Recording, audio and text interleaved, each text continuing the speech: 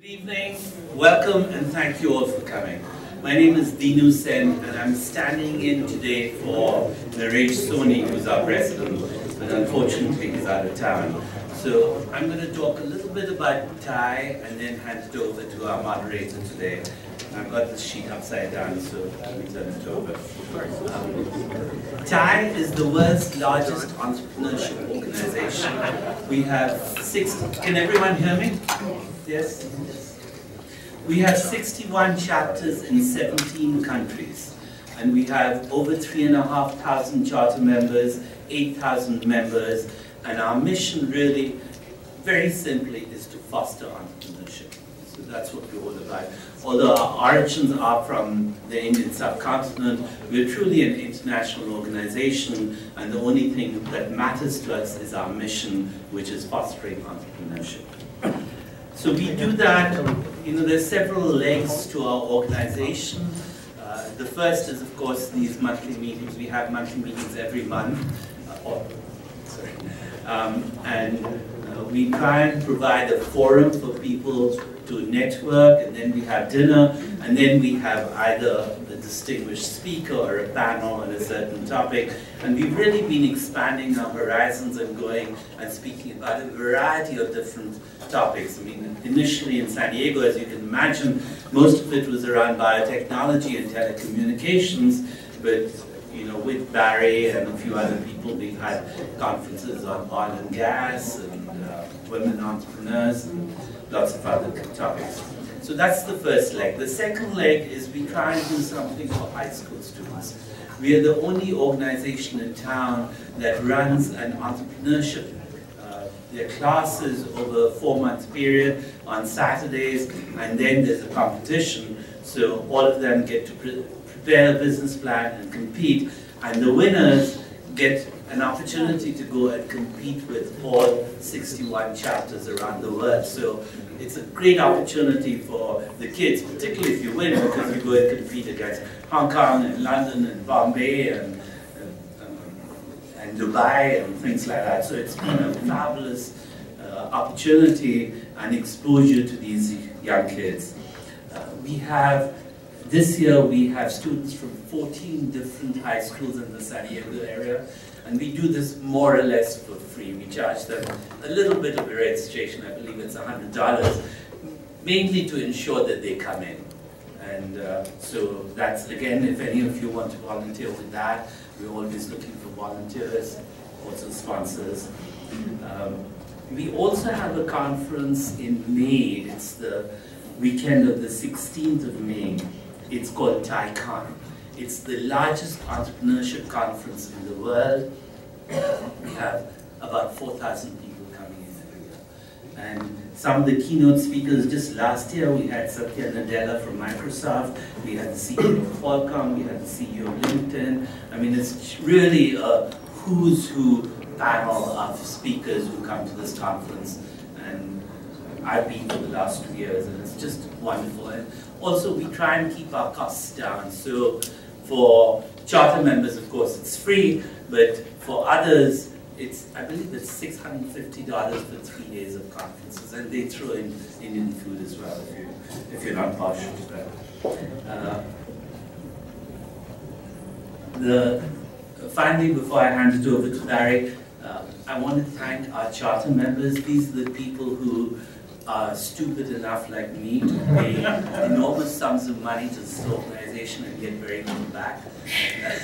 But the reason they do that is really to try and help us foster entrepreneurship. So we really appreciate what the charter members are doing. In fact, I sometimes think, I used to be the president for the last 2 years, and I used to think of myself like a Robin Hood who was stealing from the rich to fund the causes that we really like and appreciate. So thank you all the charter members. Will the charter members please stand up?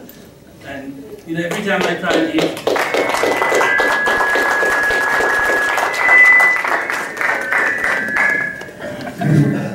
I'm petrified of introducing them. I'm petrified of introducing them individually because I always forget a name or two. So I just do a group hug.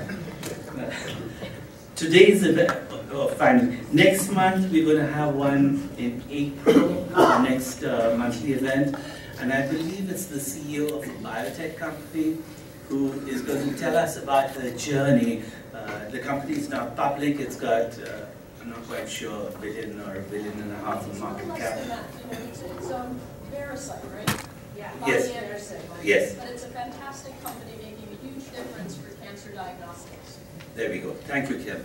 You're welcome. And so I believe, Preeti, can you remember the date? Monday, April April 20th. 20th. Monday. It's a Monday. And also, you know, what we've been trying to do is we're trying to bring in women entrepreneurs as well, because every time you see people like Barry and all the males coming in, so we want to bring women in to show that women are also doing a great job. Vera, I was at an event but I didn't thank Vera, so I'm going to thank Vera. She does a fabulous job at TiE. So Vera, thank you so much. Today, the moderator is Barry Sandrew. He was the founder of Legend 3D. He's an expert on digital imaging and visual effects. He has founded 2 production studios. He has colorized 250 films, 180 TV episodes, and 70 cartoons.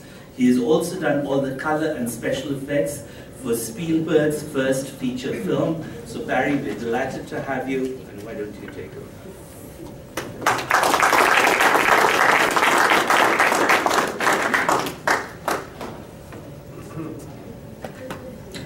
Well, thanks.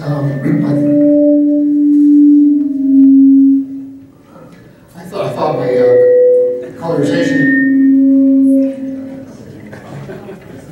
Okay, it's gonna force me. I thought my colorization days were over, but apparently they're not. I left colorization a long time ago, but those were good days.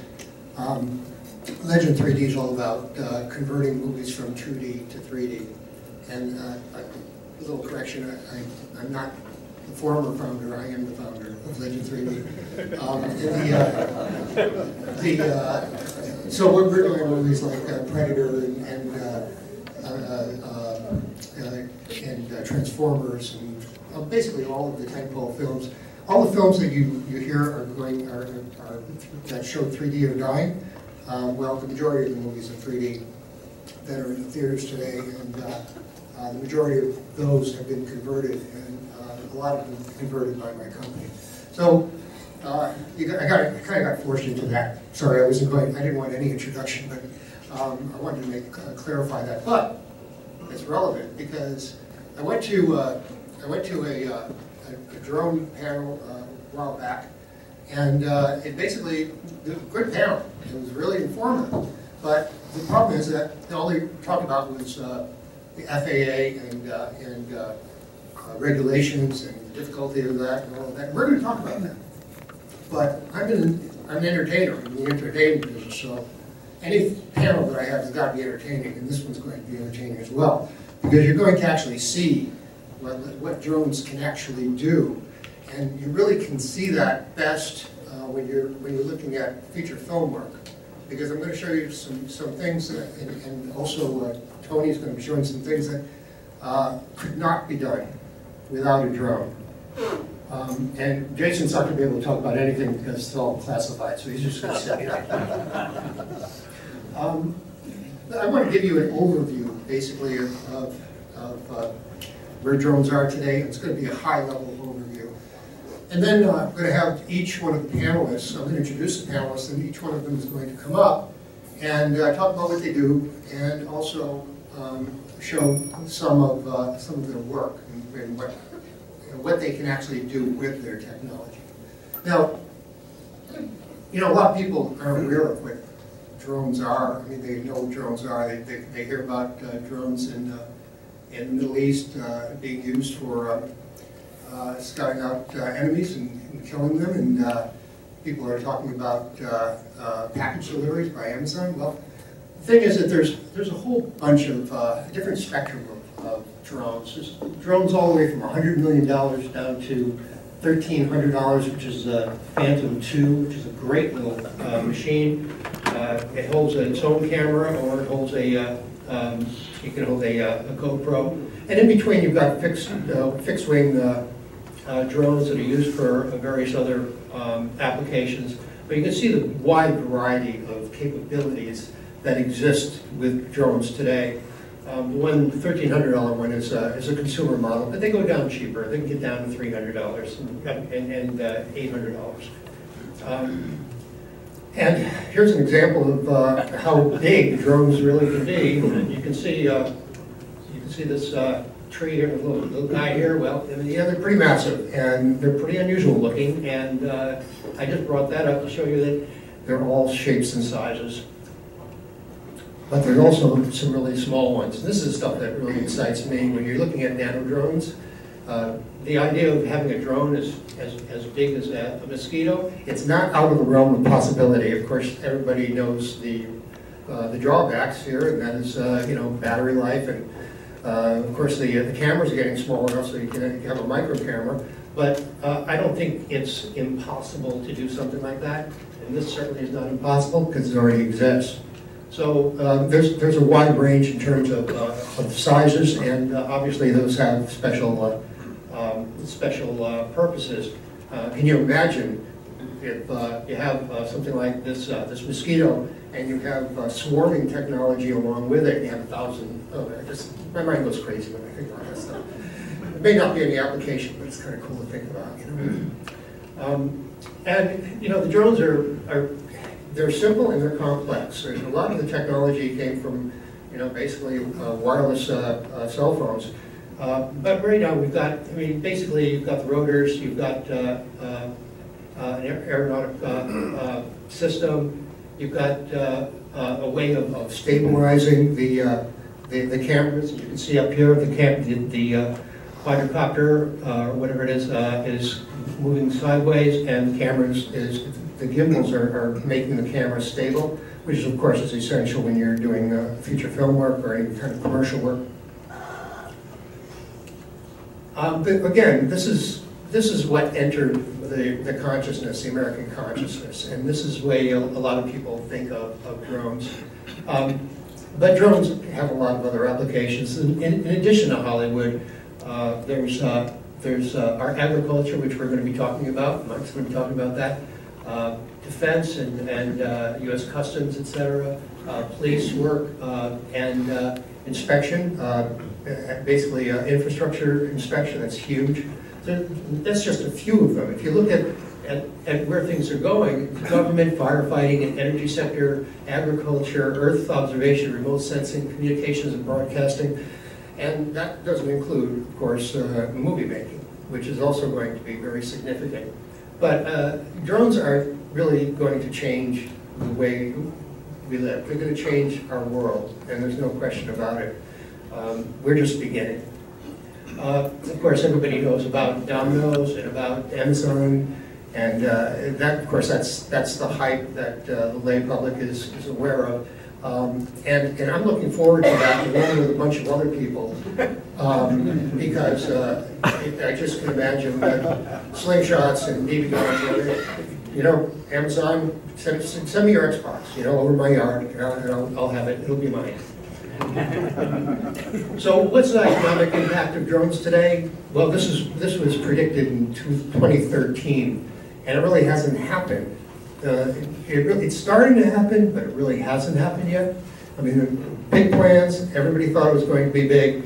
Why hasn't it all happened? Well, the FAA is the decider, and they're not good deciders. And what happened is, we're talking about, well, we got some news today that there's progress, and I'm very happy to say there's progress, because as early as 6 months ago, we were talking about the FAA getting their act together and supplying standards and best practices in 2020. And by 2020, all of this industry is going to go away. It's all going to be in another country. 26 countries around the world have no problem with drones. The United States does, and that's got to change. Perfect example is my own industry, the entertainment industry. That work is going everywhere but the United States. There's only 7, how many now? In film production? Yeah. 10 or less. 10 or less production crews who can actually shoot feature films in the United States. And Tony's company is one of them, and one of the, really the only one who's actually doing anything of all of them. So, I mean, that's pretty pathetic, because we're using helicopters. We don't have to use helicopters. We're putting people in danger, and they don't have to be in danger. And people are calling, drones dangerous. A helicopter's a lot more dangerous than a drone. And there's a lot of filmmaking that can't be done simply because they're not allowed here. So people have to go outside. They have to go elsewhere to have it done. And there is intimidation. I put this up there, and I'm not saying this is real. I'm just saying that the FAA has, the only reason I have that up there is because the FAA has developed a very bad reputation in this industry for their inability to act. And I'm hopeful that we're going to learn a little bit more about this today and where they are, because I think things actually are improving, but I'm not going to hold my breath yet. What's happening, though, is there's a big underground use of drones. In feature filmmaking, yeah, people use them. It's all underground, or it's in another country. Real estate, huge market, absolutely huge market. I could leave here today and go out there and start my own company with drones that are for real estate. Tomorrow, I leave you guys and just go. That's how big it is. But the thing is that it's illegal. In fact, my next door neighbor, my 12-year-old, has a Phantom II. Now, he can fly that thing anywhere. In fact, he does. He flies it in my yard. He flies it everywhere. No problem. FAA is not going to say anything about it. I mean, they might say something if I complain about him going on my yard, but nobody's going to complain about him. But any cinematographer, you can get the most famous cinematographer in the world, and who's been working for 30 years in his craft, and he shoots one thing, it gets screwed. You can't do it. You cannot make a buck off a drone right now because of the FAA.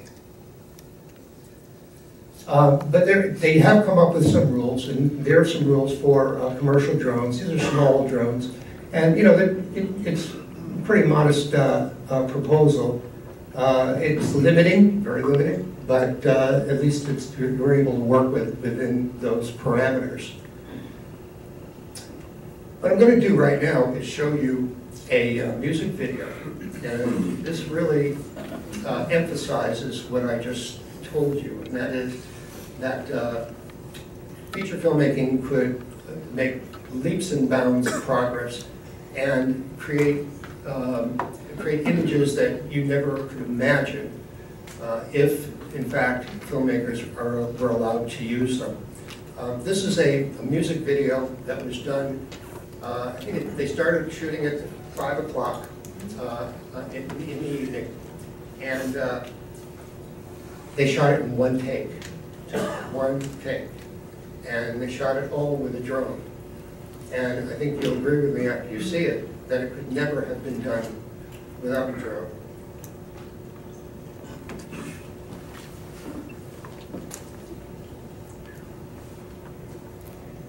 Just find it.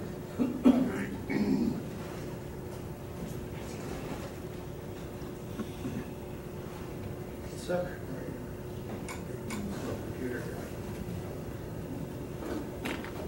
Let's see if this works a little bit better. You guys are ready? Yeah, totally. Do this? So this is all done in Japan because we really need to do it here. お願いします。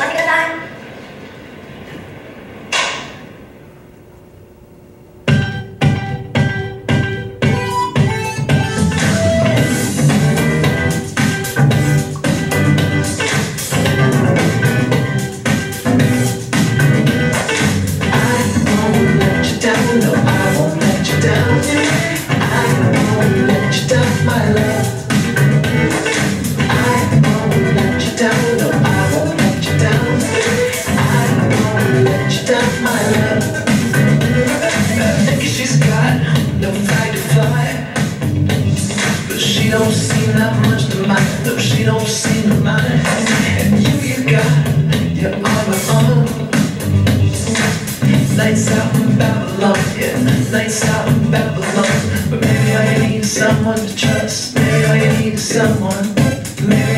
need someone to trust. Maybe I need someone. And I won't let you down. No, I won't let you down. I won't let you down, my love. I won't let you down. No, I won't let you down.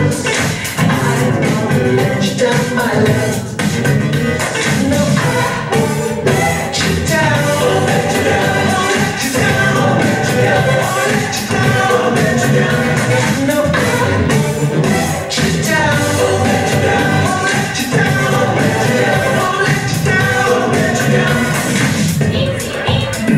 let you down. Won't let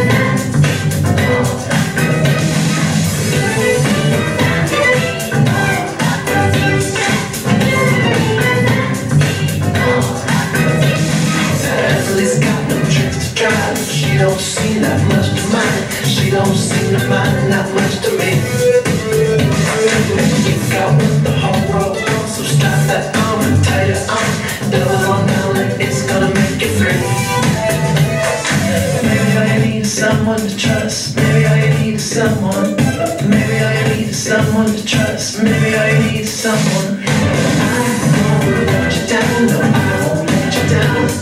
I won't let you down, my love. I won't let you down. No, I won't let you down. I won't let you down, my love. No, I won't let you down. Won't let you down. Won't let you down. Won't let you down. Won't let you down. Won't let you down. No, I won't let you down. Won't let you down. Won't let you down. Won't let you down. Won't let you down. Won't let you down.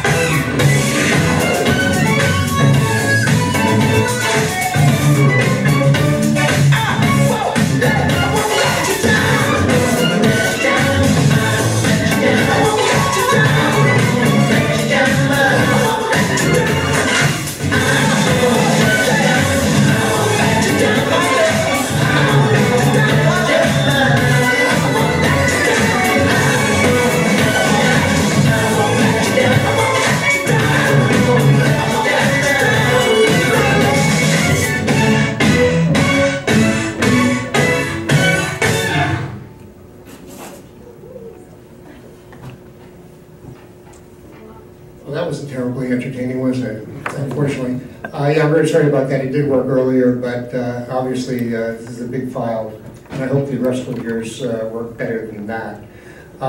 This is a remarkable video, actually, and you can see it on YouTube. It's called "I Won't Let You Down" by OK Go, and basically it was a single shot using a drone. It was done at 5 o'clock, and you can tell by the shadows that it's all a single shot. Towards the end, I think they may have used some graphics because it's just over the top. But what they did was they got a school in Japan, these schoolgirls, who really choreographed this. They were able to be choreographed like a military drill team. They were absolutely unbelievable the way they worked. And but you can see this drone is actually going in the middle of them. They're moving away now for safety reasons. This is really a dangerous. This would be a dangerous shoot. But the fact of the matter is, they had a pilot that was unbelievable. He was able to, and this was all done in fast motion. So I mean, they sped it up afterward. And the fact that if you saw this real time, you'd notice that there was no stutter. Not only no stutter, but the camera was rock solid, which is very impressive considering this is a drone just floating up there in the sky. They left the markers there. I don't know why, but for a case study, it's pretty cool.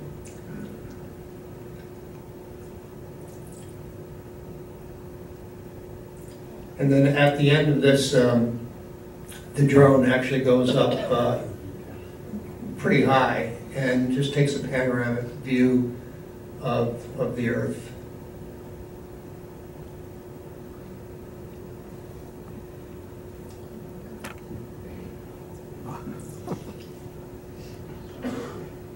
And now there's going to be a pullback.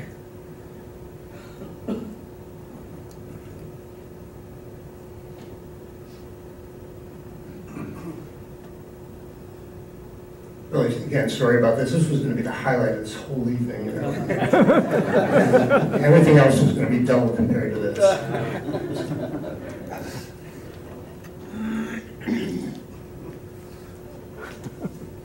So anyway, it keeps going up, and then it goes up and just takes a panoramic view all the way around, and that's the end. How high is the drone at this time? How high is it? I don't know. How high do you think that is, Tony? 500-600 feet, maybe, I don't know. That's all? Yeah. See, here I think that they probably use some graphics to create the words and all that. This is very much more difficult. But everything else is real. So you think the max is about? Yeah, I'm just guessing. There's the clouds. Cool.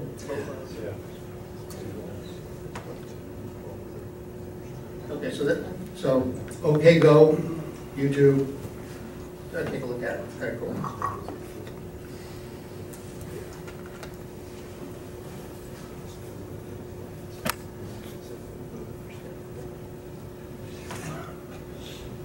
Now, I want to introduce our panelists. We have Tony Carmean. He's Chief Marketing Officer, Aerial Mob, and these aren't in order. I'm sorry about that. But Tony actually worked with Legend 3D and created the very first virtual reality commercial using a drone and using a GoPro array underneath it. Basically, how many 7 cameras. 7 cameras. Sphere. Yeah, and a camera on the top shooting up so that in the visual effects we can get rid of the drone. And it's basically the entire thing is drone. No CGI at all. Why don't you come up to me? Okay. Tony's going to tell you what he does and show you a few videos. And hopefully they'll work better than mine. Hello everyone. A little bit about Aerial Mob first, and then I'll show you some. Barry, don't go too far because I might need your computer to open. Not a. I think I got it. I haven't used a PC in a long time. Okay, I got it. So Aerial Mob, we do all things small unmanned aerial systems. So the definition of a small UAS or SUAS is 55 pounds and under. And we do a lot of other things outside of film production, but we're kind of known for and made a brand for ourselves in the aerial film production using RC aircraft, remote control aircraft. We were the first company in the history of the United States to get an approval from the FAA for the commercial use of drones for film production specifically, and we're also pursuing other industry exemptions from precision agriculture to power line inspection, petroleum applications, and all that. So. This is kind of fun stuff, though. Film production, we've learned a lot in the last two plus years that we've been in business, and we went from literally filming Carlsbad flower fields less than 2 years ago for literally about $100 just to get footage to, we just worked with Universal Studios a few weeks ago and filmed for the very last episode of The Mentalist for Warner Brothers. So it's been a really quick ride, a lot of fun ride, and this whole industry, the next 3 to 5 years, we're trying to position ourselves as one of the leading brands in this segment in between military and hobbyists. There's a huge category that's being underserved right now. Once the FAA gets everything figured out, and I have a lot of sympathy for the FAA, it's not an easy task. Once they get that figured out, this is going to be a massive industry. Film production is just a very tiny piece. Agriculture, in a lot of ways, is going to be the biggest. So I'll show you a couple pieces here. I'll show you, first of all, our demo reel. So when somebody wants to hire us, the first thing they ask, hey, can we see your work? It's a compilation of our work for the last year or so. And then I'll show you a commercial you guys might be seeing on TV right now that not only we got aerial shots for the commercial, but our drone was used as an actor on the commercial. It's a play off the movie Birds from 40, 50 years ago. It's Attack of the Drones. But you guys might have seen it's an Audi commercial. So let me get in here.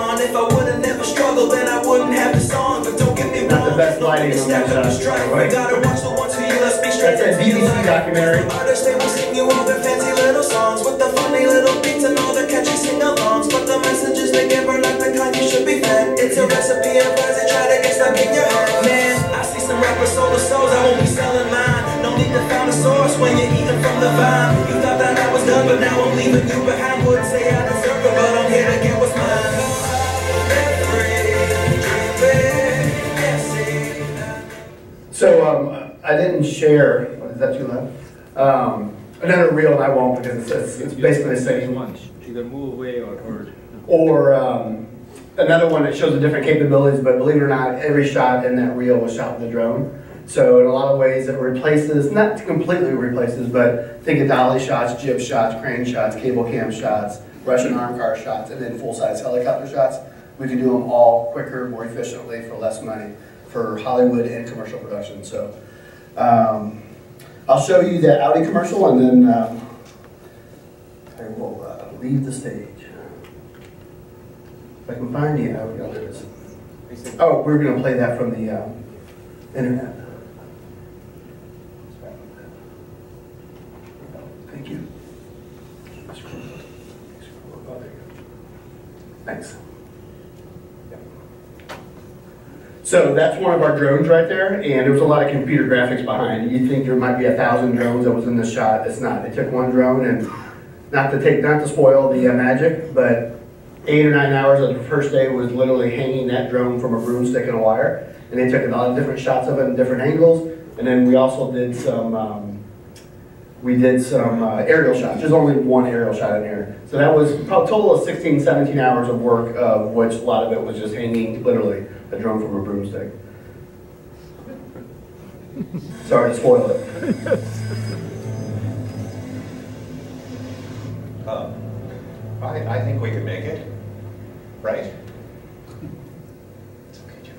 Just stay calm and move as quietly as possible. Everyone understand? No sudden movements.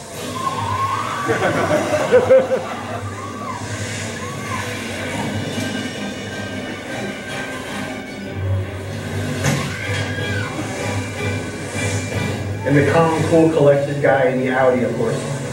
Google search the Vega Beach House.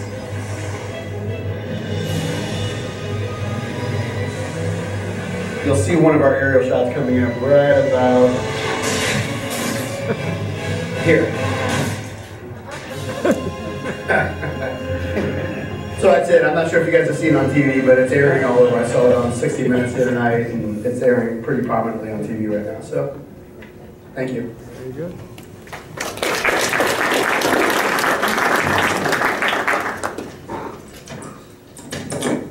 Yeah, it's all in the compression, I guess. Huh?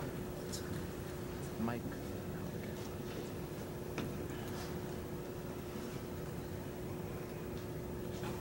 So our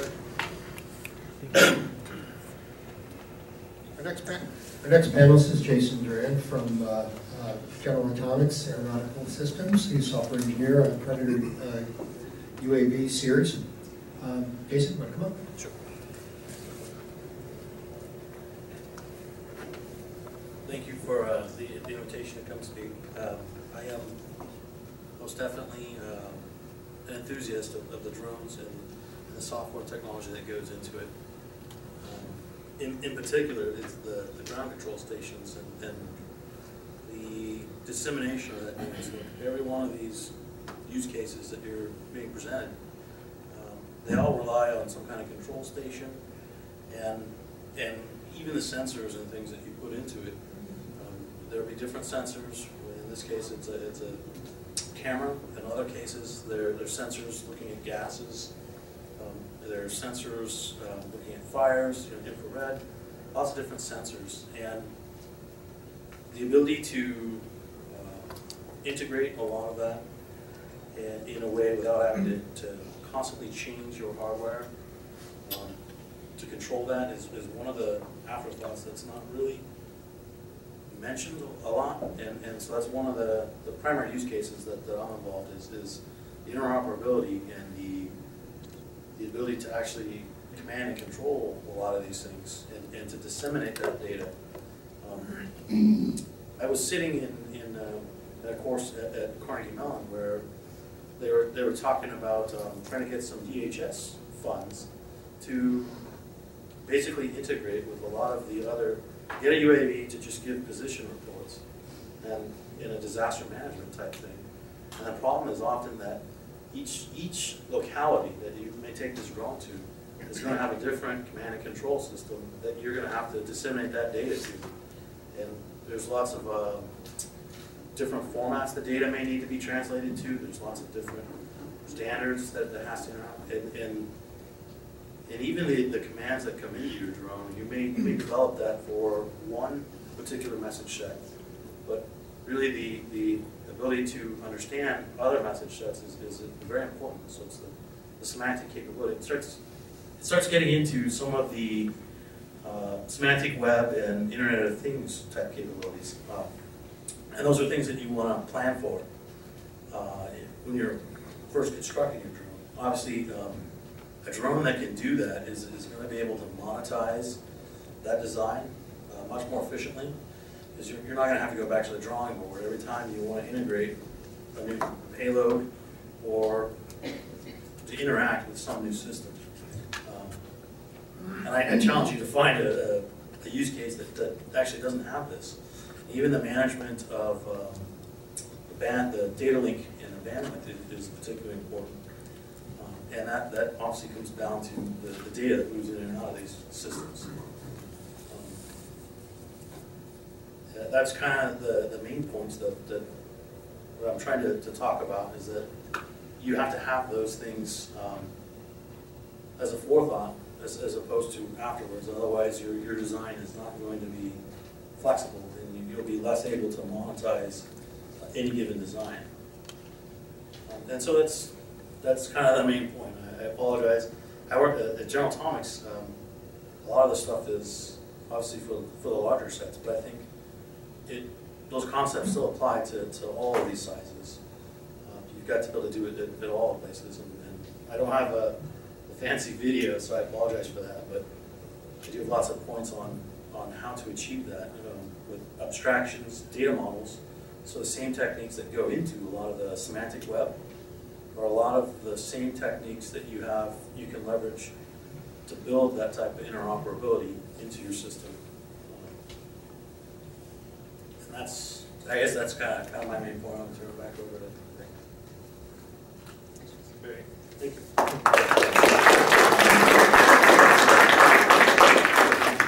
And Jason, you really have to show any video. The Pentagon shows a lot on the news. Oh yeah.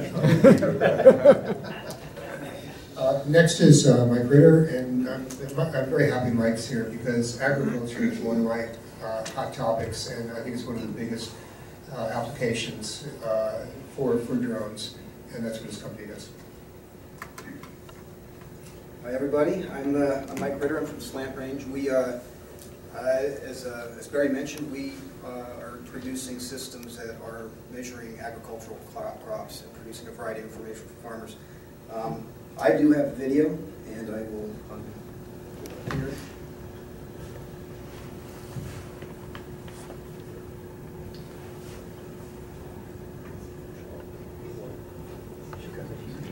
So what I want to show here is, well, first, I'll just by way of introduction, I, like Jason before me here, I spent 10 years at General Atomics. What we've seen here with some of these videos, what we're all familiar with is just full motion video, videos from the sky. But there's an entirely new domain, or different domain of what we call derived information or intelligence products that can be created by these types of systems. Now, a lot of what you see from General Atomics are usually the grainy video of a battlefield somewhere. Maybe it's infrared thermal video or something like that. But part of the reason General Atomics has been so successful is their ability to flex that aircraft for a lot of different uses, specifically to go search for things on the battlefield. And you're not going to hear about that kind of stuff on the news, but they've been very successful in developing new sensor systems to find things on the battlefield. So my co-founder and I, we're a relatively new company, but a couple of years ago we saw these inexpensive small drones coming together to the point where for a couple of $1,000s you can put together a sensor system that the small farmer who farms maybe 1,000 acres in Nebraska can go out and survey his fields with at a reasonable cost and really make a difference to its farming practices. So we put together a sensor system here. It's not the full motion video, but it basically measures, it's basically an airborne spectrometer that measures some of the biological signatures of plants to provide the farmer some more information about what's going on in his fields. So what I have here is just a little bit of a video that, this is what we're familiar with as far as full motion video goes.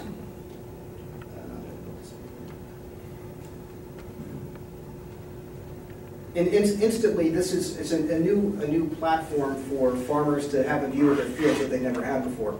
If you're not familiar with farming, what's going on out in the field at any point in the season is really unknown to the farmer. It's an open loop production system.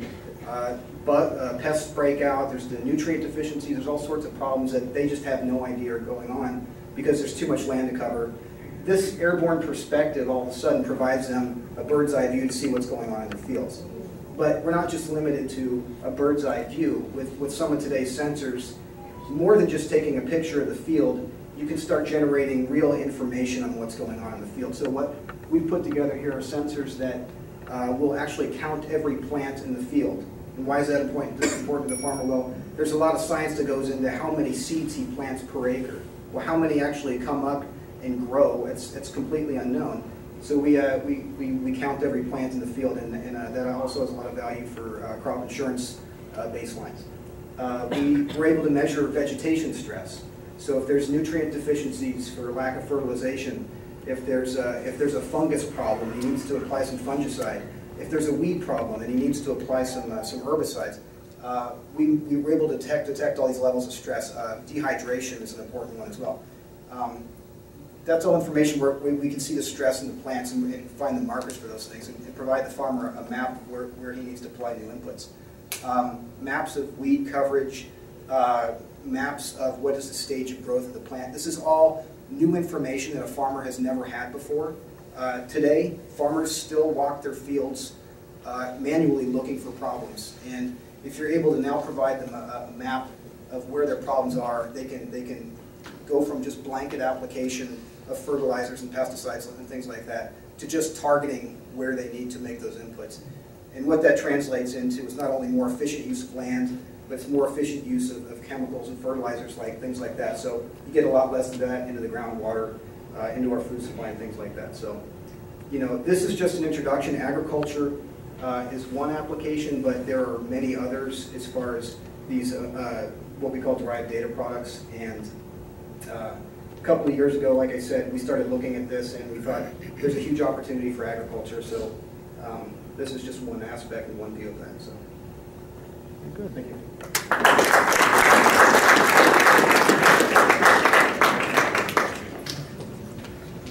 Thank you, Mike. And Mike, your company primarily makes sensors and software for those sensors, correct?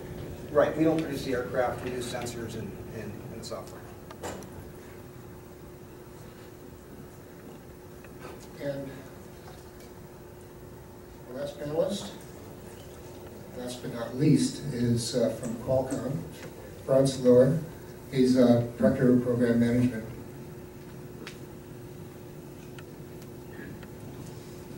Thank you, Barry. Can you hear me okay? So,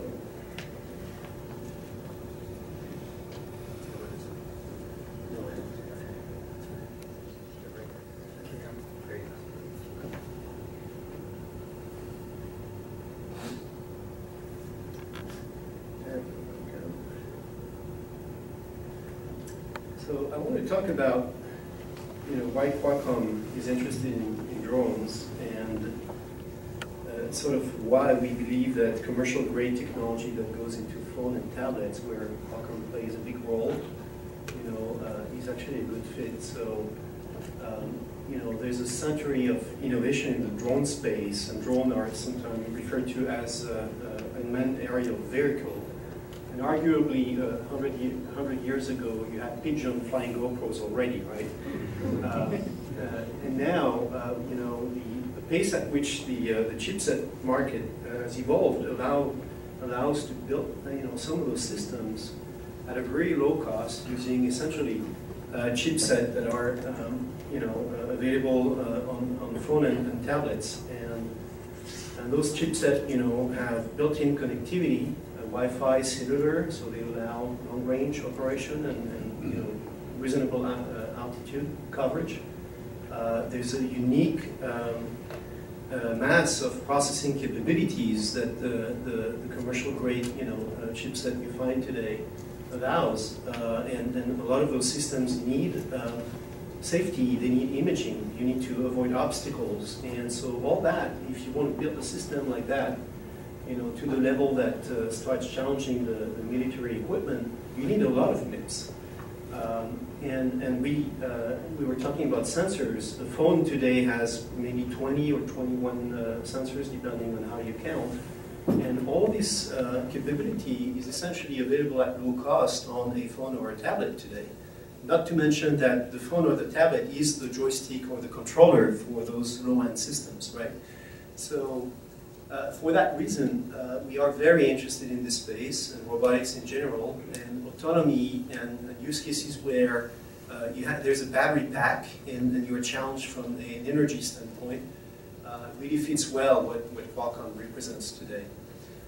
So, you know, 100 years of evolution, and in the past 5 years that the market has seen a big hype in the consumer grade equipment. You know, there's a pace and acceleration pace in terms of the potential of those systems. I'll play a video to sort of illustrate, you know, some of the things we're doing in our lab. So it's really an initiative at Qualcomm right now. We are starting to offer reference designs and kit, and I'm going to not play the audio. But this is an example of what we call I don't know, that's what I wanted. Yeah, thank you. So we call it the Snapdragon Cargo. It's essentially a prototype platform that not only flies, so it's a quadcopter, but it also rolls. So there's an interesting mechanism, on allowing the structure to actually roll. And we essentially have, a phone system running this prototype machine. And we do a lot of vision processing. So there's depth from stereo. We essentially map the world in 3D to start, allowing some autonomy, and obstacle avoidance. So it's flying now. It was rolling a minute ago. So we don't sell that. It's just a demo platform for our R&D teams to actually, build this this reference design comprising software and a lot of chipset technology. But the idea is to allow for automation, to allow for 3D reconstruction of the environment, so that if suddenly you lose the link or you don't have GPS reception, those systems are still able to fly back and operate in a safe manner. And all that stuff is done through essentially commercial grade chipsets that are the one employed in tablets and phones. So here we're seeing depth from stereo, so we are able to sense the distance between objects and the machine as it flies by using a traditional camera that you find on tablets and phones. We will see a little bit of the 3D reconstruction. So there's a lot of algorithms that you need to stack up to make those systems operate in a semi-autonomous manner. You still need a pilot per the FAA requirements, but there's a lot of things you can do to improve on the operation of those vehicles, and to make sure that the consumer grade stuff is going to remain something that the FAA would want to approve down the road for commercial grade type of operations. So it's really a vision of the future, and as I said, what goes into this stuff is exactly what we believe the next generation of those systems are going to need, and that's why we're playing in that space.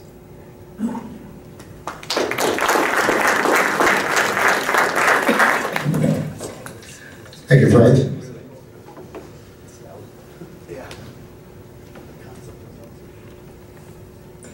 Okay, we should get this out of the way. We should talk about the FAA and where they are. So everyone knows progress has been made, and some of the problems that we've been dealing with. I understand from Mike that something new has just happened with FAA. Yeah, there was a take the mic. There was a release today that, is it on him? Just pull it closer. Pull it closer. You can move the mic. Yeah, there you go. Yeah, there was just a release today. I didn't get the whole download on what happened, but the FAA, there's a process there. You got to file for a 333. But then once you've got that from the FAA, you now have to get a certificate of authorization, the COA, to fly. They're trying to streamline that process and get rid of the COA to some extent for a limited set of operations. But the FAA is making some movement towards making this a more streamlined process for commercial use. Tony, how long did it take you to get your exemption? Ooh, wow, that's a tough question. It's from day one when we first made the first call with the FAA to actually getting the exemption, a year and a half or so. And today was a huge day in the whole scheme of things for 333 exemption holders. Approximately what it cost you to do that, can you tell me? Yeah, I can ballpark it. We were partnered with 7 companies and had the backing of the Motion Picture Association of America. They didn't pay for it for us, but we were fortunate enough that it was still a lot of money, but we were fortunate enough to spread that cost across 7 companies. But it was still a lot of money. It was more blood, sweat, and tears. Hours and hours of conference calls. We're all over the country. And managing all that, and which was kind of my main role, is making sure we're kept on track and all that. And so $40,000, $50,000 a company, something like that. Yeah, and now it's going to cost about 300. Yeah, that's what, under 300. For less than 300 is what they said. Anybody and everybody can go out and operate a drone and operate it commercially, and that's a scary thought. It's a really scary thought. Yeah, somehow I don't believe that they're actually going to allow anybody to do that. No, I don't. No, I think they're positioning. If you're asking my bet, based on what I've learned about the FAA in the last 2 years, I think they're intentionally lowballing the current rulemaking because they know it's going to cause a lot of discussion, and they know that's going to drag it out and allow them to buy time. That's just my own theory. Yeah. I don't know if that's true or not, but that's my theory. Well, they're opening it up to other industries. I know real estate, they're starting to look at that and everything. Do any other panels have any insight into that? No? Okay, well, I'd like to open this up to questions. Yeah. So, for a lay person,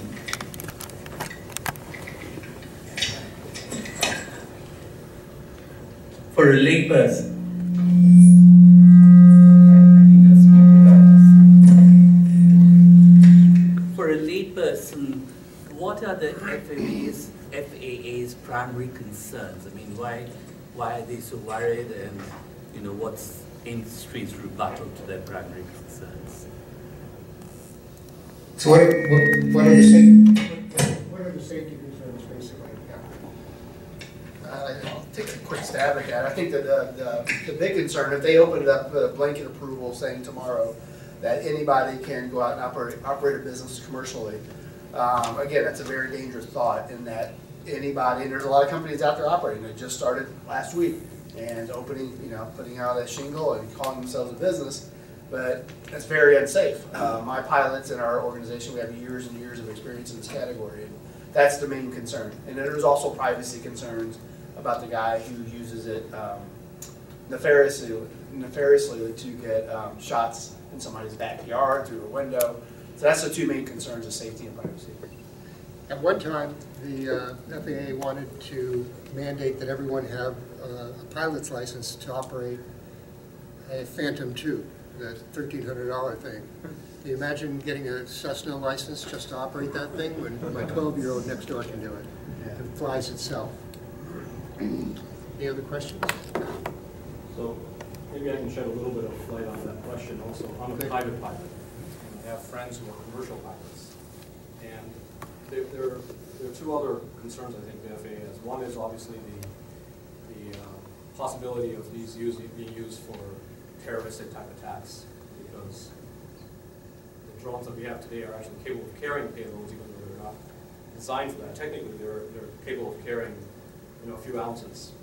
And with what we've seen happening in other parts of the world with explosives, they can actually be made to carry that. They can be modified. So that's one of the concerns. I know we were in Washington last summer, and there's a lot of concern now that people are flying these Phantom IIs along the Washington Mall.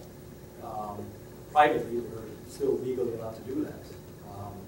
But how close can you get to monuments and structures and things like that? But in the pilot community, in the commercial pilot community, there is definitely concern about drones getting too close to aircraft, especially near airports.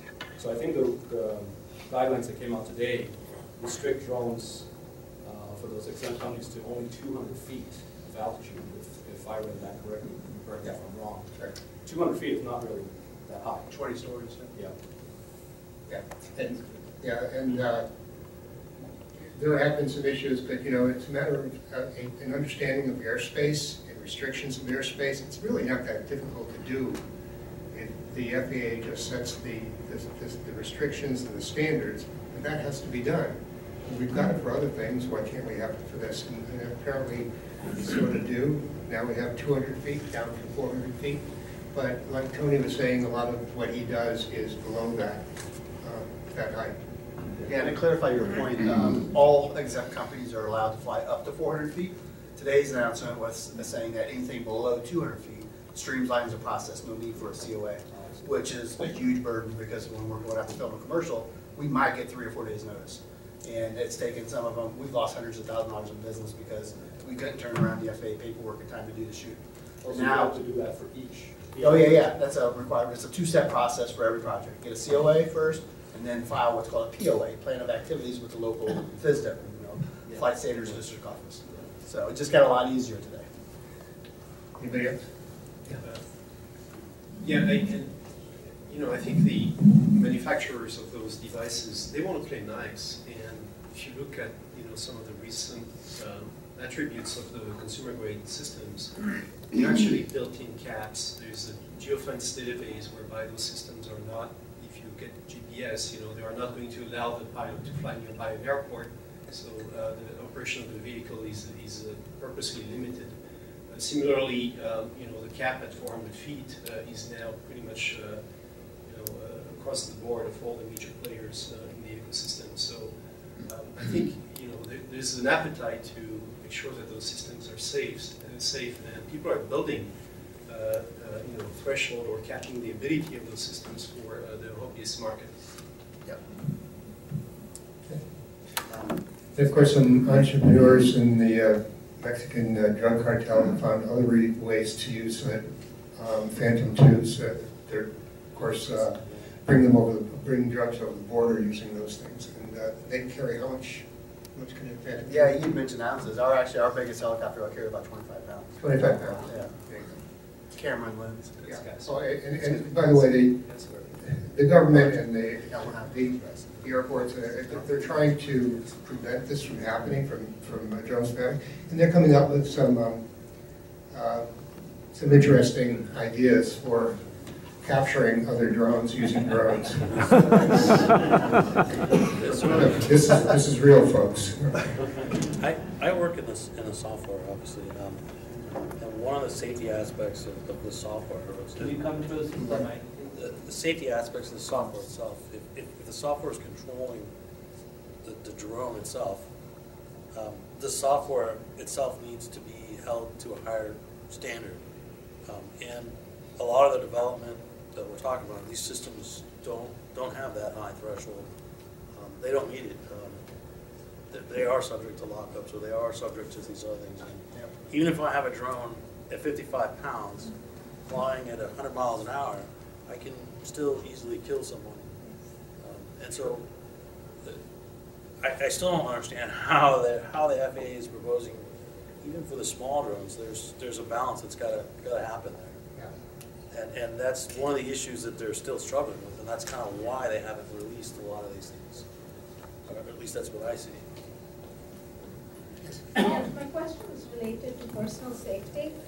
And where is the test laboratory which will allow these drones to be tested so that they could be actually certified, that they have enough inbuilt mechanisms that will prevent them from crashing into my windshield?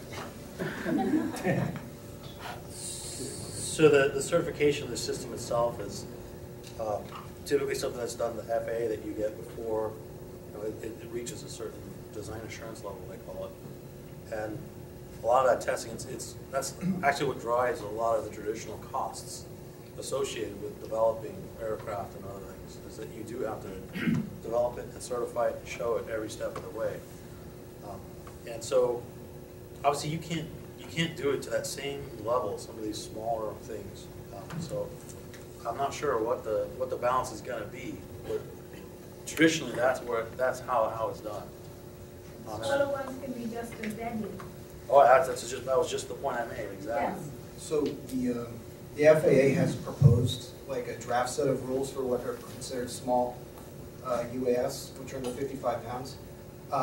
Their latest guidance on the rules says that those aircraft won't be subject to airworthiness certification requirements like regular aircraft.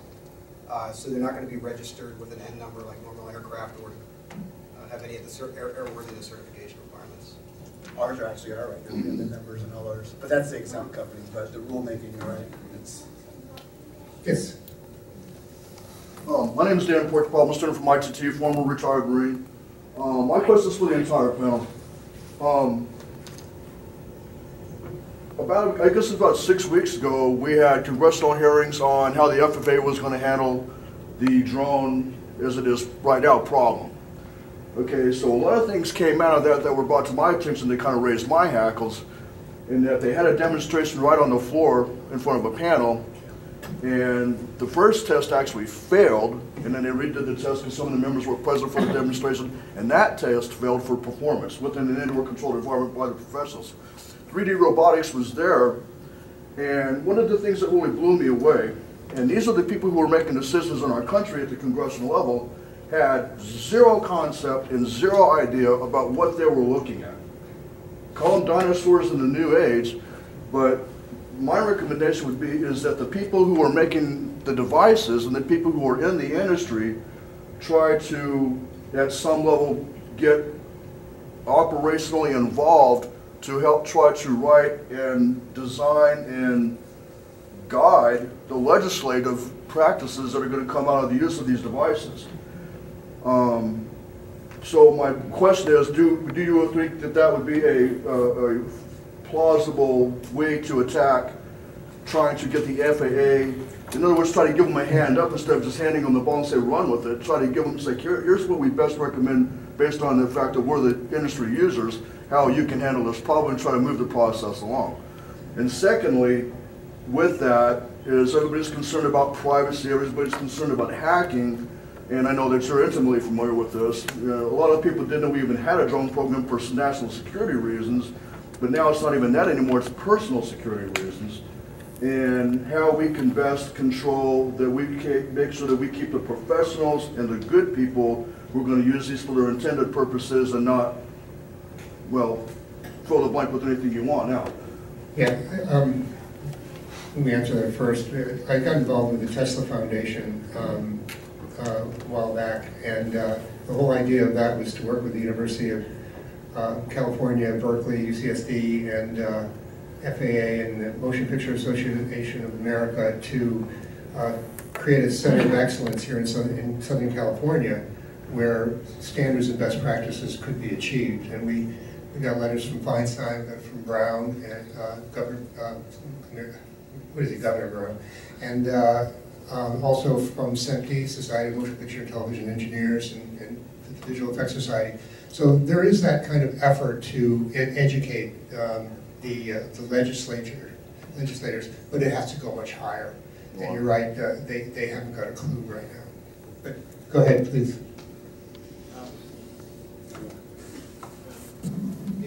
There's a number of things happening. There's the Small UAV Coalition, there's RTC 228, there's a lot of forums.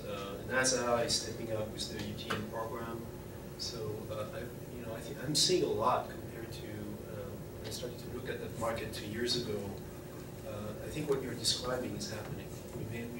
We need more, but there are entities lobbying and explaining to the FAA how those machines operate, what are the risks, and part of what the FAA was announcing recently as a proposed rulemaking is about capping the weight of those devices, right, for the hobbyist market, or suggesting that the frame should dismantle easily in case it hits something, right? So, and I think that's sort of the thing that came out of all the pressure, quite frankly, applied to the FAA by a community of folks that just want to make money out of this thing. So it's moving, maybe not fast enough, but I see a lot of activities in motion now. I can speak a little specifically to your first question about helping educate and guide the FAA and legislation. That's exactly how the process worked during our exemption process. They allowed us the leeway to write the rules.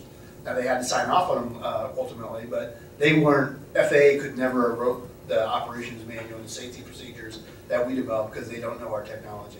So they are doing that. It's just not something that happens like that. It takes time. And again, I'm one of those guys that have a lot of sympathy for the FAA on this. I'm irritated with them in a lot of ways too, but it's a super daunting task they have. Yeah. How do you see the flying car compared to the drones? Compared to? The flying car compared to the drone. How do you guys see that? So there's actually human life like in that. Oh yeah. There's a much higher. That actually would need to be certified through the traditional routes, right? I understand the process, but Do you think that's realistic? Or do you think it's 20 years from now or 5 years? Well, how long will it be till we see flying cars? I didn't hear. Yeah, there might be one out there now. Who knows? I didn't hear the question. What was the question? It's actually about flying cars. And Oh, flying cars. Oh, when pigs fly, for sure. Why not? Yeah. When will we get the Amazon boxes with drones? Like I said, don't hold your breath. You know, they were talking about going from center to center or something like that, but yeah, what do you guys think?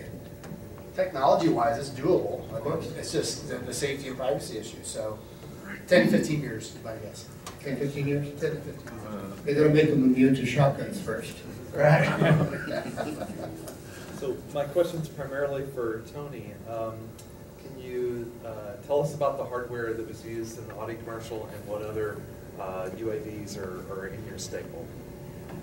Yeah, to the extent I can. I'm not an engineer and I'm not a tech type. I'm a business development guy, marketing guy, but I've learned a lot about it over the last couple of years. That was shot with, and what you saw on screen on the actor drone, that was a octocopter. Has a lifting capability of about 8 or 9 pounds. It's one of our lighter lifters, if you will, in terms of film production. That was shot with a 6K Red Dragon camera, very cinematic camera, very popular in Hollywood. Lens setup, I'm not sure, and does that answer your question? I'm not sure. Do you know the manufacturer of the octocopter?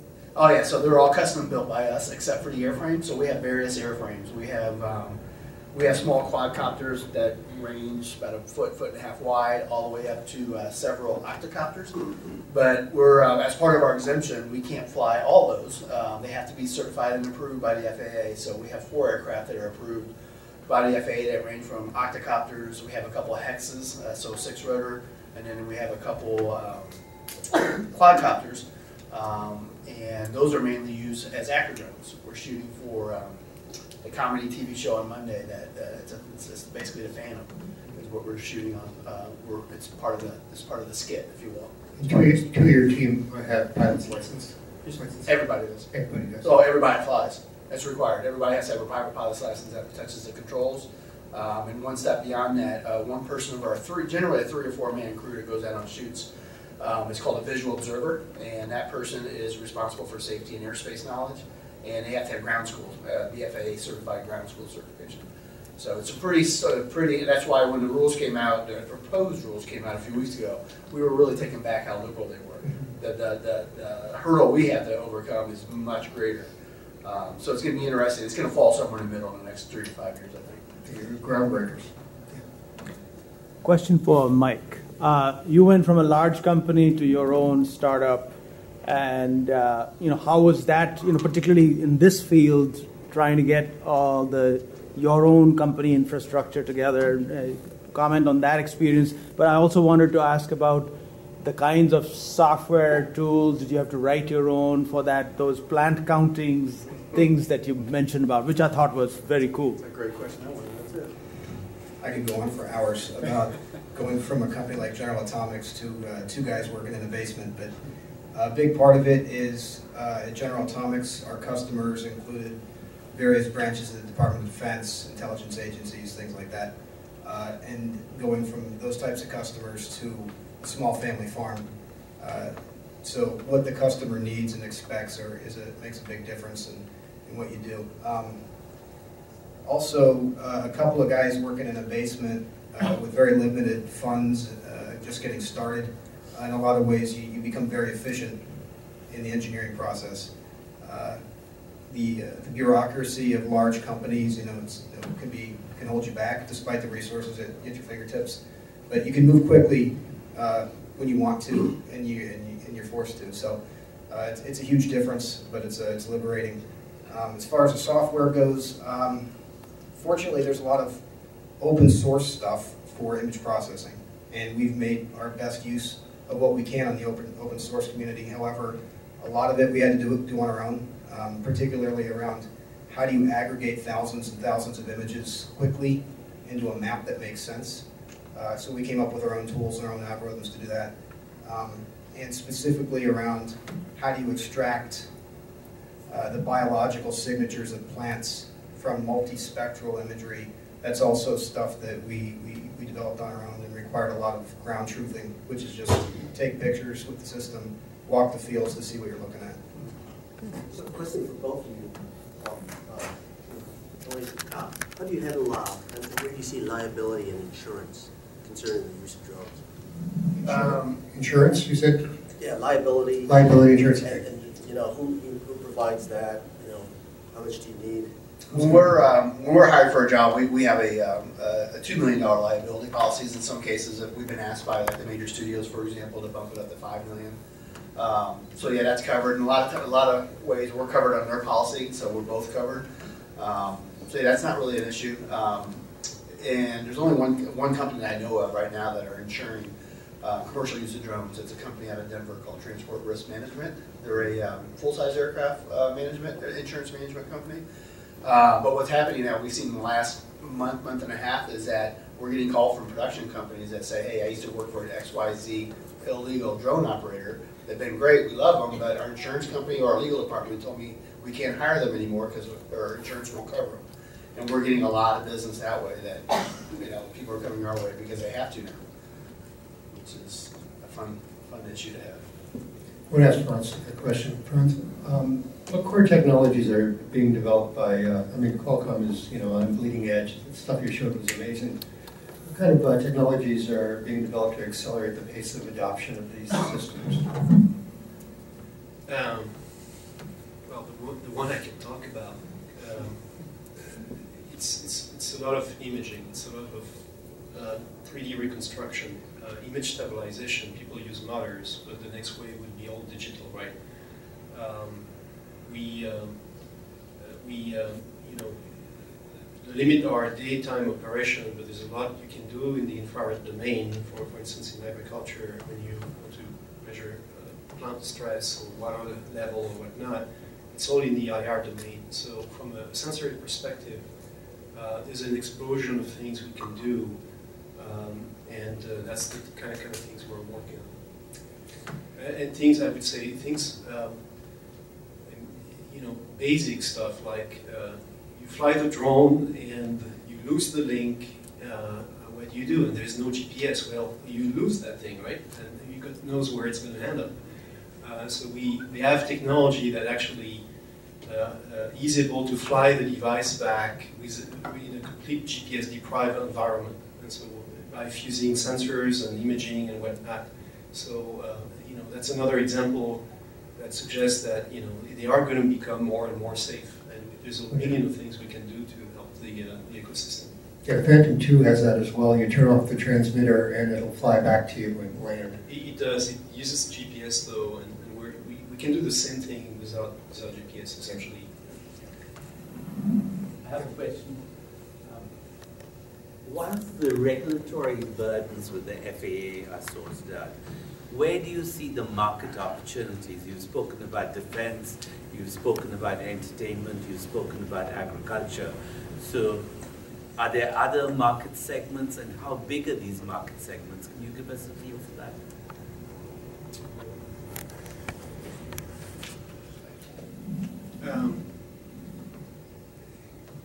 So the one we like is the flying selfie. The GoPro that's going to follow you on the ski slope with your kid. Think about what Google Earth, brought to the internet. Think about, the need of people to self-express themselves and post YouTube or Facebook images or whatnot. I mean, the aerial imaging alone is the huge use case. People love this stuff. I mean, if you play with one drone, it's amazing. It's a new way to see the world. So from my perspective, the consumer-grade stuff that's going to film your life in a way where you can enjoy, being present with your kid and be completely hand-free. What I call the flying selfie. These are millions of units. I mean, if you think about it. And so that would be the biggest one in terms of volume opportunity. And I think it's safe to say that all the uses, there's, as it stated earlier, the use cases are, you can't think of them all right now. I'll just give you another example that I was explaining to somebody earlier, that Disney about 6 months ago filed for a patent for micro or nano drones. They're literally less than a dime, size of a dime. And the patent they applied for was having hundreds and maybe thousands of these things create a moving screen at their theme parks. So they're a pixel. The nano drone becomes a pixel. It's unlimited. We're just talking about agriculture, power line inspection, petroleum line inspections, entertainment. We could be here all day thinking about uses. Yeah, disaster. Exactly. There's one use case you read in the news. You know, that's one I saw was you know, if you have a dog and you don't want to walk the dog in the morning to attend for the dog doing his business, then you have a drone, and the drone is going to take the. It's amazing the amount of imagination that you see these days with this type of technology. Will the drone also pick up? Just think, it's some way to simplify it. In my mind, I always think about flying robots. How can you use flying robots? And there's just, you know, it brings up images of the Jetsons and all that, but I think we're very close to that time. Yes. Is a 3D printable design for a drone available today? Some companies are offering that, yes. Yes. You can build, I mean, there's a lot of do-it-yourself community still, right? Because the market is emerging, and you find, you know, schematics that you can use both for the electronics but also the frame equipment. So like the IEEE published all the equations of motion for the quadcopters, octocopters, you name it, fixed wing, and that really gets into the FID controls, which control a lot of the avionics. That's all open source, and there are communities out there that develop different versions of that, and really a lot of the commercial planes are using that open source software to control these things. And there's even a robot operating system that's out there that's helping to do some of this. For the whole panel, what are some of the major technical challenges to be resolved in the use of drones? I'm talking about the top. Power storage density. Yeah. Power source density? Yeah, power storage density. Yeah, number one. I was on a panel the other, actually my business partner, Tregan, was on a panel the other day, and it kept coming up that the company or the person who could figure this issue out, there's a mountain of money waiting for them, and you could probably talk to this a little bit, is that taking that data you're capturing from your sensors and making it very easy, readable, actionable information that a farmer could use right away. And it seems like a lot of companies claim they can do it, but who could actually do it and make it simplified for the layman? That's the data that I was talking about, being able to get the data out of the system. Right. And all the different various sensors that are there. I mean, that's key. So exactly on that point, we've talked a lot about the flying equipment and the cameras and all that, and the chips that go inside it. But back to where that data is collected or what it's controlled by, that's a whole plethora of different, you know, all the way from a smartphone that's controlling it to something else that is now, you know, a console, you know, all the way up to your end, which is, you know, massive computing. So the question is, you know, I'm trying to find out what other related businesses come out of this effort on the back end. And also maybe for Frantz, the communication, you said, you know, you could lose it. What kind of specialized, is it all plug and play type of stuff, or is it all, you know, custom made, both ends have to go together kind of thing? So what kind of industries are going to be spawned out of this, right, other than just drones? Right. If it's plug and play to a standard set of communication and primitives to control the copters, whether it's quad or octa or whatever. It's emerging. I mean, there's a big data play emerging, and those missions generate gigabytes of data, right? And in agriculture, how do you extract this stuff? You know, it's a complicated process and a costly process. So, how do you partition your system whereby you put, you know, as much as you can in the system, and generate meaningful data and push that up to the cloud so that farmers, for instance, can actually act upon the information, right? And for, you know, and how much goes locally for safety reasons, or some of what was shown terms of orthomosaic or 3D reconstruction, you kind of need to do that if you want the system to have some autonomy and ability to avoid obstacles, right? Power line, trees, whatever. So I think, you know, as those systems mature in complexity, you know, people are going to find creative ways to, you know, balance the processing between the cloud and what is happening during the flight. And some of those systems are flying like 70 miles per hour or sometimes even more. I mean, think about a car. I mean, they sometimes fly extremely fast, even for the consumer-grade stuff. So the amount of imaging and the amount of processing that's required is tough. I typically like to joke by saying, you know, the autonomous car, the Google, you know, self-guided car barely works. You know, you had, you know, Z height, and think about the complexity of making this stuff work, right? And so it's going to be, you know, locally and something, I think in terms of archiving data or even throwing more processing capabilities on some of the critical data that get collected. And you need a link between the device and the cloud, and that's why Qualcomm is also interesting in playing in that space. Question. Just to follow up on the two answers that I kind of heard over here on the problems. Sounds like what Mike was saying was the issue is more with the data analytics side. It's what do you do with all that sensor data that's collected. I think what Frantz, what you were referring to is the kind of the avionics and doing the autonomous flying part, right? Do you see those as two separate issues? Because really the way I see it is the part about collecting data and processing it, and the analytics part, is something that other industries are looking at as well. If you look at the entire IoT industry, that's what it's all about. And same thing with power storage density, you know, the entire electric cars to smartphones, we're all looking at those problems. Sounds like, Frantz, what you're talking about is specific to the drone industry, right? Are there other issues like that? Sheer volume of data. Well, specifically, we've been talking about small drones here, 55 pounds, operating in daytime within line of sight. The big limitation on why not a 100-pound plane or a 1,000-pound plane that can fly for 24 hours or 48 hours is the problem called sense and avoid, which is the ability of the airplane to detect traffic to avoid traffic on its own, and that's a major technical problem that the defense industry has been working on for a long time.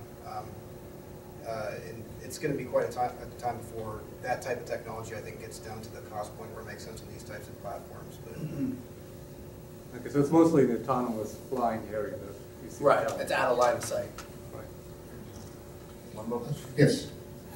Could you touch on the social impacts of drones? The social impact of drones. You know, that you are constantly exposed, you know, somebody could be flying over your yard, could be in the middle of the night with a drone outside your window, or could be in a football stadium where, you know, drone flies over a packed stadium, and so the fears of terror attack. So what would it cost to the human society?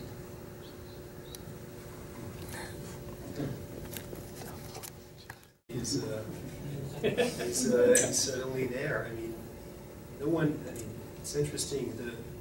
The laws date back from many centuries ago, and the airspace starts, you know, just above the grass. At that point, you know, FAA, you know, is able to say something. It just so happens that we don't have the laws in place to address privacy adequately because no one thought about this use case until now. So what's going to happen is, well, if people are going to shoot at these things, right? and then it's going to be a dialogue about, you know, destruction of private property because you didn't like the fact that your neighbor was flying this stuff to spy on you. But you cannot say that it's illegal because there's no laws, and so, you know, that's what's happening in Washington. How do you know, update the legal system to deal with the use case, which is even if you have the FAA law, you can't enforce it. Well, that's the other thing. Yeah, and by the way, the FAA is not. They are here to protect the airspace, which in the U.S. the most dense airspace in the world. Their mandate is to ensure that safety is guaranteed. Their mandate is not to talk about privacy. That's going to be another entity taking care of this stuff, right? That's why they partner with the industry or with standard bodies to define new set of rules for commercial operation of the UAVs, their focus has been very much around how do you integrate, large system within the traditional commercial operations. I mean, the view is one day, you land in San Diego with your Southwest flight, just like I did this morning, and maybe, the landing strip next to mine will be a drone, landing. The vision is how do you integrate this stuff for very high-end systems. It has been their focus for now. And now they are starting to attack the smaller equipment situation, right? But so far, their mandate was to look at the high-tier systems. They're looking at the smaller systems. The panelists are very diplomatic about talking about the FAA. I don't have to be. The thing is that because of their inaction, everything is underground, and there is no protection, and there is no security, and that's the problem right now, and it's going to get worse. There is we're talking about other industries that may be related to this. There will be an emerging industry for what we call in the defense area is countermeasures for taking out a drone that may be a threat to a stadium full of people or something like that. And I'm not talking about a guy with a shotgun on like. They're trying to take over the transmitter. An electronic attack on the drone. I mean, that's a new industry that. Yes. So as the FAA starts progressing over to better regulatory processes for drones, do you see certain markets or industries having an easier time with the FAA than others? Some industries have an easier time with the FAA than others. Yeah, because if you look how the FAA is approaching integration of UAS into national airspace, it's they're taking the low-hanging fruit, if you will. There's a reason why film production was first, because we're on a closed film production set. The general public is not involved. What are some of the agriculture? I mean, there's a very good argument for why agriculture should be one of the first approved, and it has been one of the first approved because in a lot of cases you're talking about in the middle of Nebraska. Again, the general public's not involved. So they're taking a very measured approach to it and taking the safest use cases first and approving those. And as they get data and feedback from companies like ours, they can slowly go into more risky, quote unquote, more risky industries. Do you see just overall as these processes, once we get data and feedback and really hone into what these processes are going to look like, do you just see overall some markets having much easier times getting regulation for getting through regulatory processes than others? I think so, because that's just the nature of various industries. And some industries have characteristics that make it a lot easier, if you will, for the FAA to regulate it quicker. And again, I just used the case of film production. It's kind of a no-brainer. So yeah, it's based on the characteristics of the industry. I think that's the short answer to your question. Mike, question for you. Predicting crop production from planting to harvest, is that something that I can see you getting data to see over time? What is going to happen to yields? What's going to happen to what? To yields. Oh, the yield. Yeah. Okay, yeah. So predicting yield for crops. So we were measuring crops on a weekly basis last year, and we were taking measurements in late May, early June that mapped perfectly onto their yield maps that came out in November. And what I tell the farmers now is that they should never be surprised by their yield maps again. If they start using this type of technology, they're going to know exactly what their yields are. When that becomes the case, that really changes the dynamic with crop insurance, with forwards contracts. Right, that's what I was referring to. Yeah, so you're a grain trader and so on. Right, so the major agricultural companies are all working on the big data farm optimization model, trying to do this, but they don't have in-field real-time information on the status of the crop, and that this type of technology can provide that. So I was wondering if you could comment on a couple of other aspects of government relationship with UAVs. One aspect is, we've talked a little bit about the FAA, but it occurs to me that there might be other governmental bodies that might want to have a say over drones in certain conditions, both at the federal as well as state and local level. You could have a city that decides, hey, we don't like these things. we're going to pass a local ordinance. So that's part one, and part two is use of drones by the government. You know, we've talked about privacy concerns. Well, you know, there's a lot of citizens that are concerned about, you know, police surveillance, and you can easily imagine a drone that might be able to quickly monitor how many people have or haven't watered their grass on a Tuesday, or have or haven't fed their parking meters, or, you know, 1,000 other government applications. So I wonder if you could touch on one or both of those. Wow, so look at all those use cases you just came up with right in 2 minutes.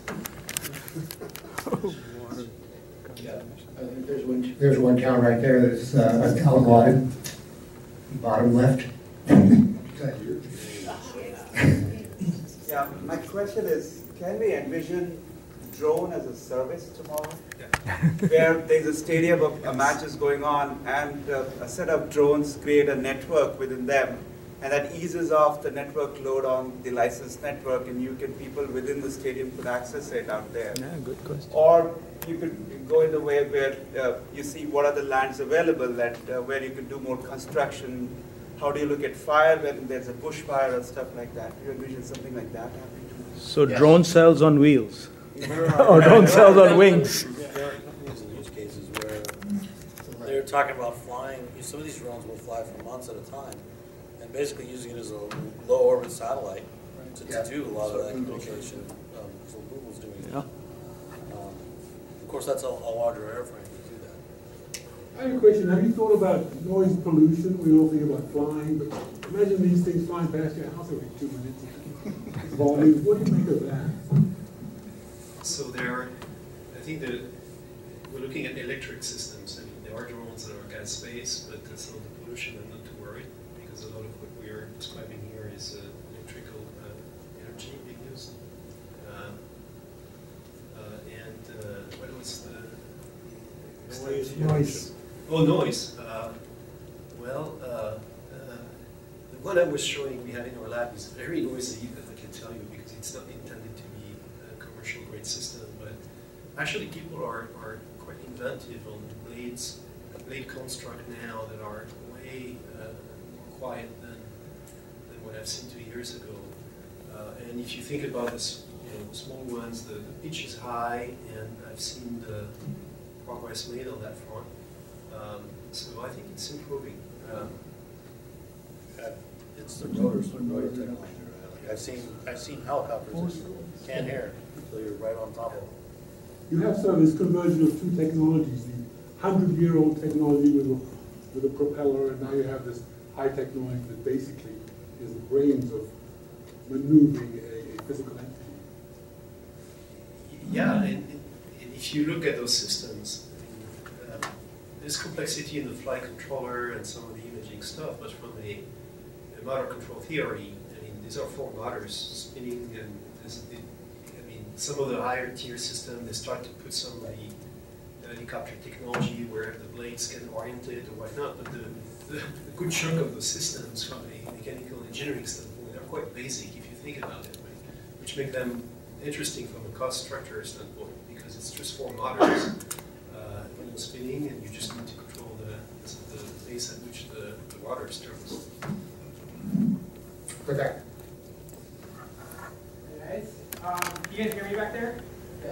Yeah. So the question is involving batteries and power sources. I mean, we talked a little bit about alternative sources like sun energy or whatever, solar energy, and obviously batteries is like a big issue in terms of weight, keeping the thing in the air at the same time.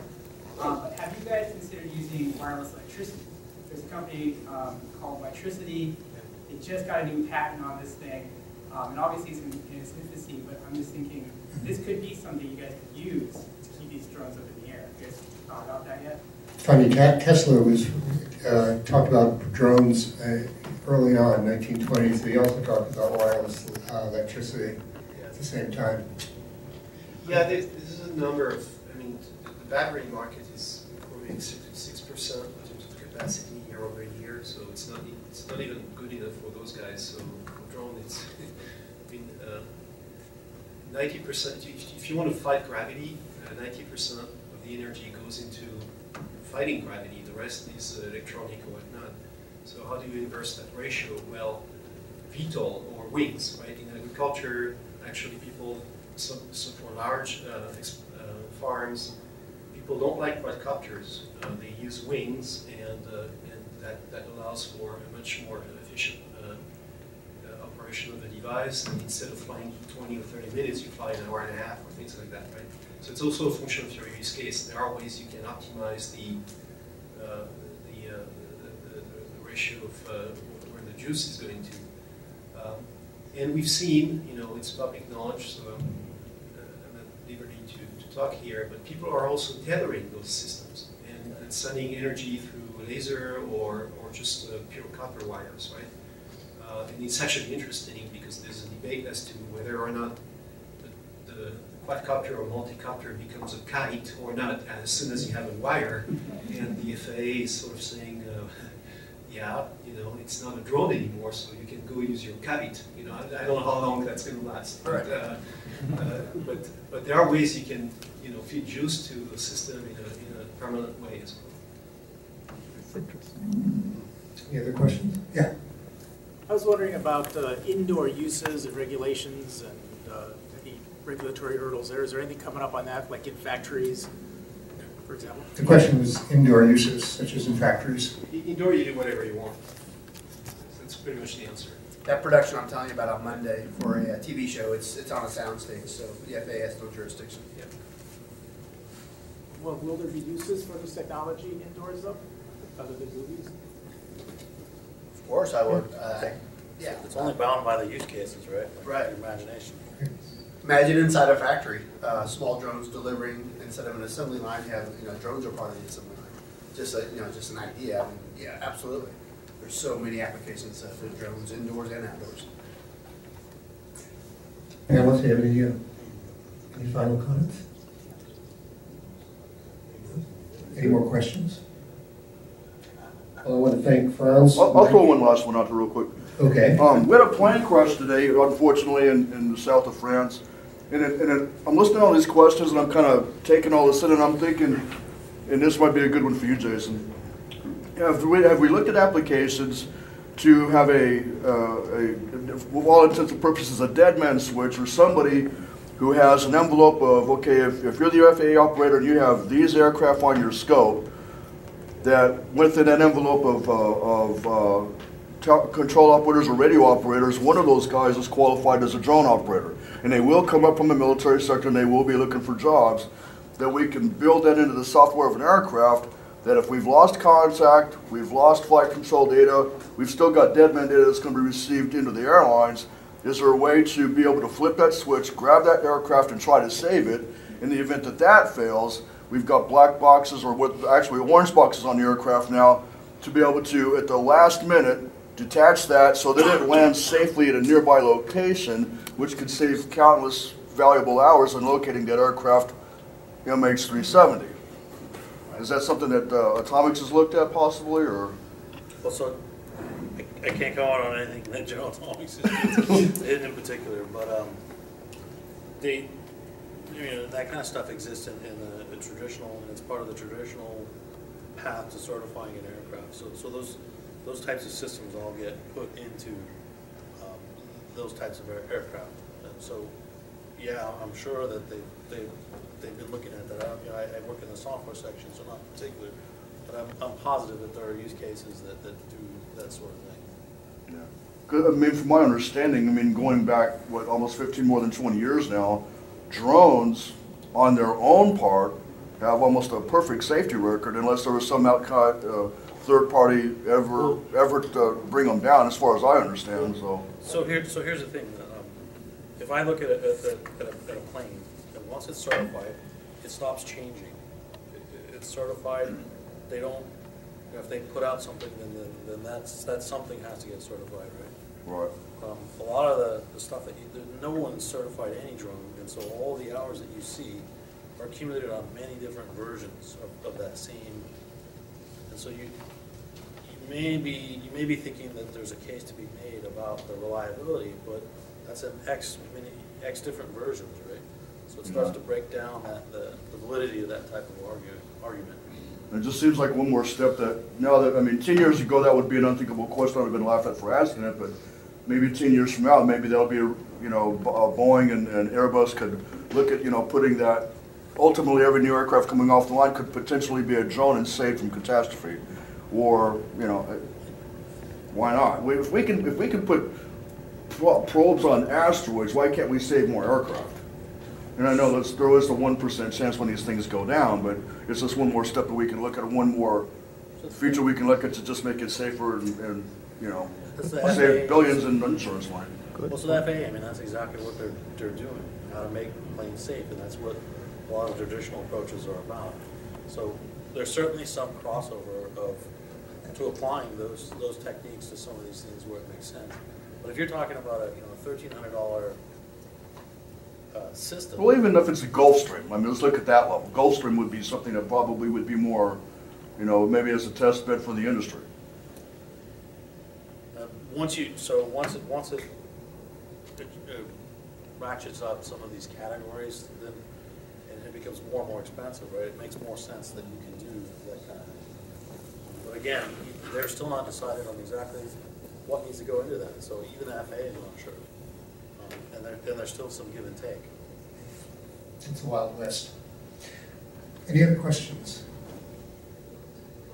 Well, again, I want to thank Tony, Frantz, and Mike, and Jason for joining us on this panel. I think it was very informative, and hope you all were informed and enjoyed the talk.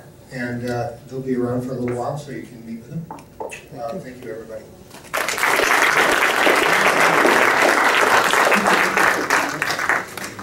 So on behalf of TiE, I would also like to thank the panel. I learned a lot.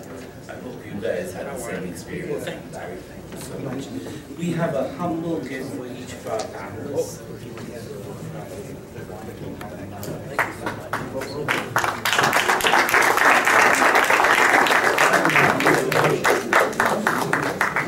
Thank you very much. This book was written by one of my children. Oh, thank you. I appreciate that. Thank you. Yeah, absolutely.